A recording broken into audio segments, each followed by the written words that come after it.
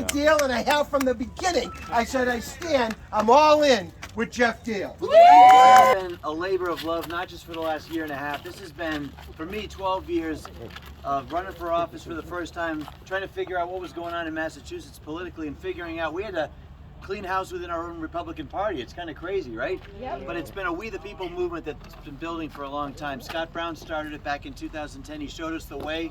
A bunch of us got in 2010. We supported Trump, got him into office in 16. He helped show the way nationally. And you know what? I ran against Liz Warren, didn't win that, but we got about 1 million votes, which put us in a good shape to run for this thing. I wasn't sure I was going to run for governor, but when the pandemic happened, and I just said, you know what? Somebody's got to run against Charlie and see what this Republican Party's all about. He decided not to run against me. You guys pulled through and helped me out with that primary. We won that, and now we have the chance to really, I think, not just shock people in Massachusetts, but shock the rest of the country. Nobody's paying attention to this race. Nope. But I think we all know this is that silent majority in Massachusetts getting ready to speak in a very big way. The United Cape Patriots, the work you guys have been doing for a long time. You guys are incredible.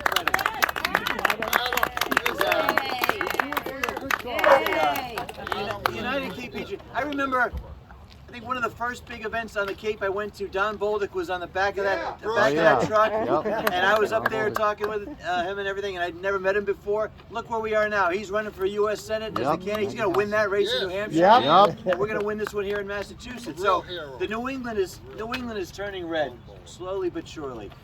So the work the United Cape Patriots has been doing is great, but there's been Patriots for a long time helping get us to this point. Melissa, I know you didn't win the primary, but you know what? We're going to make sure that you have a strong voice for the future too. I know it was great that you ran. Obviously, I want to help you with whatever you want to do for the future. So there's that. And you know what? We got to support all the Republicans that are running right now, because whether there's differences with them, the key right now is the Democrats control Beacon Hill, the House, the Senate. They control all the congressional seats. So we've got to support every candidate up and down the ticket. The more people that you can help, the more it helps me, and vice versa. Everything that you do to help me will help the down ticket races. So just think about that when it comes time to spend the last, what is it, 8 days? 7 or 8 days? Yeah. 8 or 9 days? I don't know what it is. 8 or 9. My math. After those 2 debates, my brain's fried. When she says she wants to raise taxes, but she doesn't want to raise taxes, you know, Maura Healey. Anyway, so thank you guys for being out here today. And the one thing I think I've heard somebody say that really strikes me the most is, don't wake up on November 9th and look back and say, you know, I didn't do everything I could. I didn't call 10 people. I didn't email a bunch of people. I didn't do this. I didn't do that. Just don't leave anything on the table. This is the one chance where we have a very good conservative Republican Party chairman, top of the ticket candidate who's conservative, who can actually show that Massachusetts will elect a conservative in the corner office. And when we do that, we're going to be able to fill all the other seats. Jay's been running an incredible campaign as Attorney General, and I think everybody knows, obviously your rights, your Second Amendment rights are secure with Jay. That's awesome. But Jay's the one who ran against Maura Healey back in 2018 and gave me the great insight as to how to make sure I could debate her the right way. So you've been a help then. You're going to be a great partner with me in the Attorney General's office. Rayla, as Secretary of State, we can stop this election baloney with mail-in balloting and all that. So we're going to make sure that you vote everybody across the board, up and down the ticket. That's the key. I know there's a tendency to want to blank some votes. I get that, but we got to put Republicans in. So that's the key. So that's it. I mean, really, honestly, just please stay focused out there and on what we're doing. But we're traveling today all across the state. We're going to end up, I think, in Taunton tonight for a fundraiser at the Liberty and Union. Chris Coit running for state rep right now. Great candidate. He's going to take that rep seat back. And then you guys need to think about, on the day after November 9th, start thinking about who you're going to support for president, right? You got to start thinking about maybe running yourself for some other offices, municipal offices.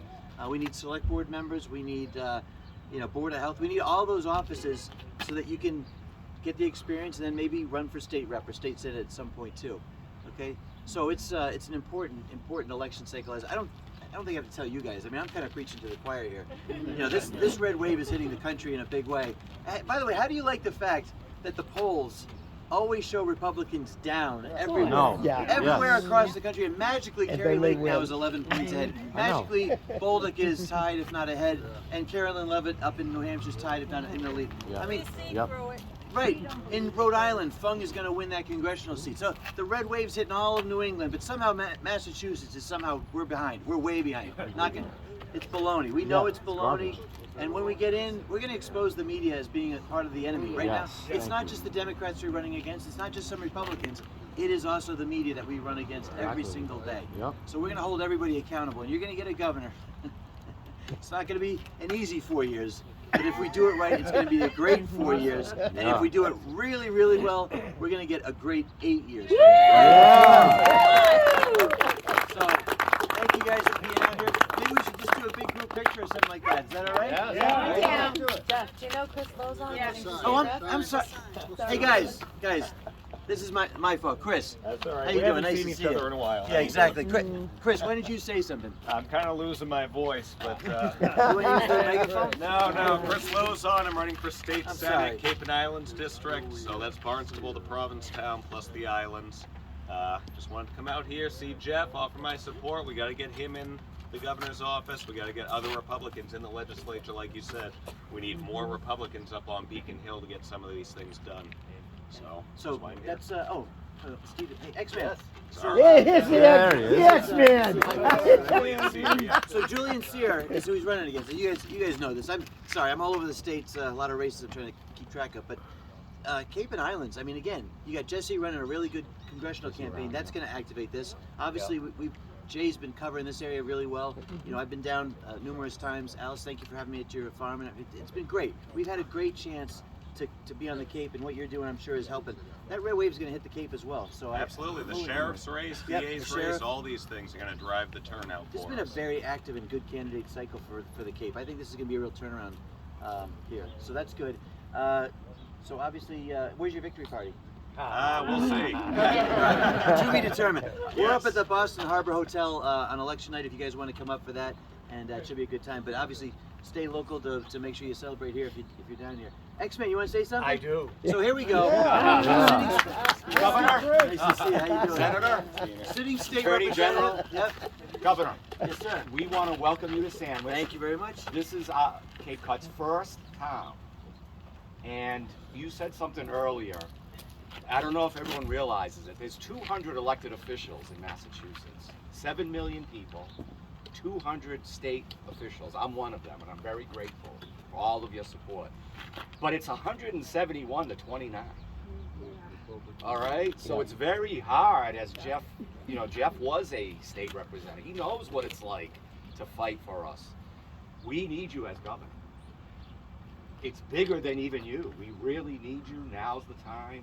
So all of us work hard, just like you said, make those phone calls, hold the signs, do the standouts, because we need you at the top. And we're here to support you. That's it, Chris, and Steve, and anybody who is going to be in the legislature when I'm governor, that's the key. Even if you have a supermajority of Democrats, the good news is when you have Republicans that stand for and are with you on the issues, we can carry the day. We can block things, I've seen when I was governor, or when I was a state representative under Governor Deval Patrick, Republicans were able to partner with moderate Democrats to stop things from happening. So, we don't want to have a situation where we have a Democrat governor like Maura Healey. What we want to have is a Republican governor where we actually advance our issues, like putting show ID to vote. That to me is an important thing that we should be doing, right? Yes. So I think there's a lot of things that Steve and the other people who are running for and will be in office that we can work together on. But yeah, that's it. A unified Republican Party going forward. That's part of it. And remember question 4, I asked you to vote no on question 4.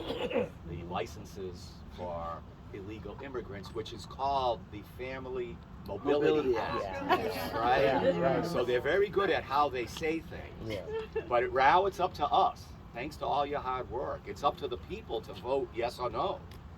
And a no vote stops it from happening. And why I support the no is, as a police officer, I know that people can use fake documents and become somebody else. And now they're going to have a Massachusetts driver's license with their picture on it, which could let them vote, right? All that stuff. And the last thing on that, Geoff knows, but how it works in government, we said, okay, if you really just want them to drive because it's safer, all the things that they're saying, then how about a driver's certificate? It's not called a license, doesn't look like a license, but it lets them drive. What, we did that, and it got voted out in like 10 seconds. So that's why, like the governor's saying, we need more Republicans in office. We've got to bring the numbers up, and we need a governor who's a Republican to bring it all together. Yep. So, Yes. thank you, Jeff. Yeah, no, thank you. And that's the thing too. We got to make sure we don't have things like that being put out by the legislature. The legislature is so far to the left right now that Maura Healey gets in every single crazy bill that gets filed will get a hearing, and then it may actually get passed.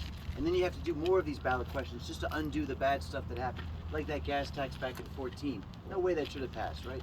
So we got to keep talking to the people out there about what the issues are, not just the driver's license, but also the home heating oils. You guys know we're about to get new electric bills this next month, 64% increase in that. They're saying there's going to be potentially rolling blackouts in Massachusetts because of lack of natural gas. Maura Healey is directly responsible for blocking that. Those are the issues that are going to hit home with the families right now with the winter, that we talk about that and you can win. Education, parents, so sick and tired of hearing about kids being given curriculum that is sexually, inappropriate for young ages. Parents are so sick of that. The CDC requirement for vaccines for kids to go into schools. Parents are terrified of that. It's only a governor that can actually do executive order against it. DeSantis is blocking it down in Florida. We're going to block it here in Massachusetts, right? We're going to make sure we protect our kids from government overreach. That's what this is all about. Your choice is very simple.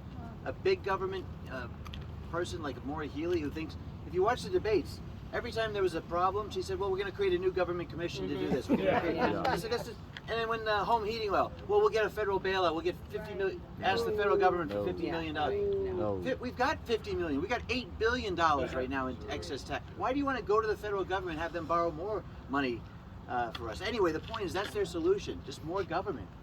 We know that we the people is what built this country, started this nation right here in Sandwich. Exactly. So we're kicking it off on a perfect day, and that's it. So hey guys, thank you very much for being out here. We're going to travel across the entire state, but if you want to stick around, take some pictures and stuff like that, let's do it. Yeah. All right.